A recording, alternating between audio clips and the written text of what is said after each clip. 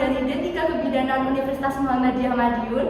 Saya Siti Nur Fadila. Saya Tika Sanjaya. Saya Elita Kobibatul Uma. Saya Farah Ramsari. Saya Lutfia Indrani. Panggul terdiri dari dua. Yang pertama itu bagian keras. Bagian keras itu terbentuk dari tulang-tulang. Yang kedua itu bagian lunak. Bagian lunak itu terbentuk dari otot-otot ligamen yang fungsinya itu untuk membantu lapisan jalan keluar bayi. Bagian ilium itu terdiri dari bagian atas yaitu crista iliaca atau tulang penebalan. Terus ini tonjolan tulang yaitu spina iliaca anterior superior. Terus yang di sini itu spina iliaca anterior inferior. Terus yang di bagian belakang sini spina iliaca posterior superior. Terus yang di sebelah sini itu spina iliaca posterior inferior. Terus pembatas antara panggul besar dan panggul kecil itu disebut linea innominata. Terus yang di sini itu disebutnya fossa iliaca. Bagian ischium atau tulang duduk berada di bawah acetabulum.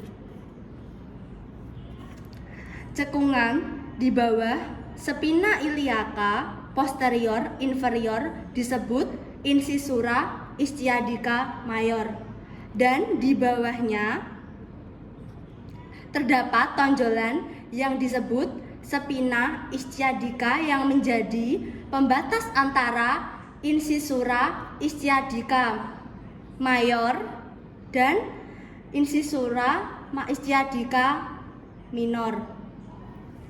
Dan di sini terdapat tulang duduk atau bisa dinamakan tuber ischiadicum. Tulang di depannya tulang duduk atau ilium ini dinamakan tulang symphysis pubis. Nah, ramus superior osis pubis ini adalah tulang yang menghubungkan antara tulang duduk dengan tulang kemaluan bagian atas ini. Ini namanya tungkainya namanya tulang ramus superior osis pubis. Nah, lubang pada tulang kiri dan kanan ini dinamakan foramen obturatum atau yang membatasi antara tulang kemaluan tulang kemaluan sini dengan tulang usus. Nih dinamakan foramen obturatum. Lalu garis bawah bagian bawah sini itu dinamakan ramus inferior osis pubis. Ini yang membatasi arcus pubis. Arcus pubisnya yang mana? Di sini. Jadi membentuk segitiga. Ini dinamakan arcus pubis. Nah, setelah itu lubang pada tulang ini itu membatasi antara ramus superior osis pubis dengan ramus inferior osis pubis, dinamakan foramen obturatum atau lubang pada tulang. Nah, sekarang tulang sakrum. Tulang sakrum itu terletak di antara kedua tulang pangkal paha. Di mana tulangnya terletaknya? Di bagian sini. Tulang pangkal paha. Tulang pangkal paha ini belakangnya ini memiliki titik garis dua ini. Itu dari sakrum. Ya. Ada 5 tulang yang berpasangan. Jadi kalau misalnya dihitung dari belakang 1, 2, 3, 4, 5. Nah, saraf yang menghubungkan antara 5 tulang ruas ini disebut dengan foramina sacra iliaca posterior karena letaknya di belakang. Jadi kalau misalnya sarafnya di depan ini namanya foramina sacralia anterior. Jadinya di depan ya. Nah, selain itu ada cuan-cuan berduri. Cuan-cuan berdurinya itu di sini. Di sini ya. Ini namanya disebut dengan crista sacralis. Nah, crista sacralis di sini. Nah, setelah itu terdapat juga garis yang memotong antara tulang pangkal paha. Ini disebut dengan artikulaso sacroiliaca. Jadi di sini ya. Ini kanan dan kiri ini namanya artikulaso sacroiliaca. Nah, setelah itu setelah tulang sakrum di bawahnya terdapat artikulase sakrokoksigis di sini. Ini sudah memasuki tulang ekor.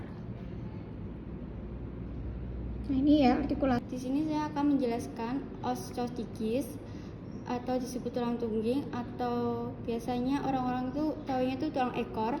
Ini berbentuk segitiga dan terdiri dari 3 sampai 5 ruas tulang yang bersatu. Pada saat persalinan, tulang ekor ini terdorong ke belakang sampai 1 sampai 2 cm. Tujuannya apa? Supaya memperluas jalan lahir, ya, agar jalan lahirnya itu diperluas. Di sini akan menjelaskan pelvis minor, tulang bawah panggul. Yang pertama ada PAP. PAP terdiri dari promontorium ke samping, yakni sayap sakrum, dan yang di sini ini namanya os articulatio sacroiliaca kiri dan kanan. Setelah itu ke linea innominata dan ke ramus pubis. Setelah itu ke pinggir atas simfisis. Nah, jadi lingkaran ini. Sedangkan untuk ukurannya sendiri, PAP mempunyai 3 ukuran penting. Yang pertama depan belakang. Dari tepi atas simfisis ke promontorium itu disebut conjugata vera dengan ukuran 11 cm. Sedangkan untuk melintang atau kanan kiri dari linea innominata kanan dan kiri itu dengan ukuran 12,5 dengan sebutan diameter transversa. Sedangkan ukuran serong dari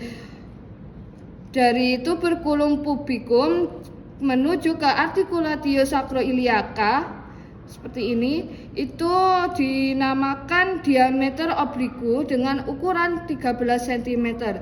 Sedangkan bidang luas panggul itu di pertengahan, yang mana terdiri dari pertengahan simfisis pubis menuju ke pertengahan sakrum di bagian 2 dan 3. Jadi pertengahan sakrum nomor 2 dan 3.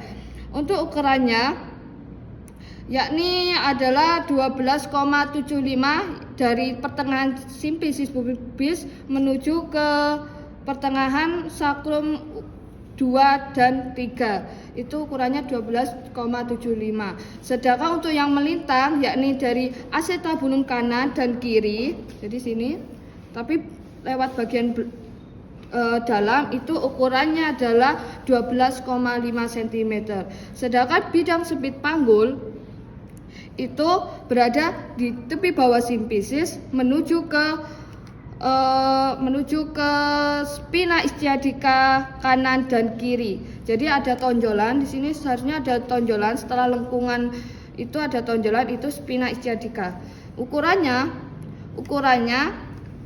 untuk yang belakang tepi bawah simfisis menuju ke sakrum itu ukurannya 11, cm. Sedangkan untuk ukuran melintang yakni spina ischiadica kanan dan kiri itu ukurannya 10 cm. Biasanya di bidang sempit panggul ini terjadinya titik putar antara pintu atas panggul dan menuju ke pintu bawah panggul. Jadi bayi melakukan titik putar di bagian ini. Di sini saya akan menjelaskan bagian pintu bawah panggul yang dilihat dari bawah simfisis pubis ke tuber ischiadicum yang bagian yang menonjol dan ke ujung coccyx atau tulang ekor. Nah, ini adalah lintasan untuk pintu bawah panggul yang diukur dari bawah simfisis pubis ke ujung coccyx dengan ukuran normalnya itu 9,5 sampai dengan 11,5 cm. Sedangkan secara melintang dari kedua tuber ischiadicum ukuran normalnya itu 11 cm. Sekian penjelasan anatomi panggul dari kami. Kurang lebihnya mohon maaf. Wassalamualaikum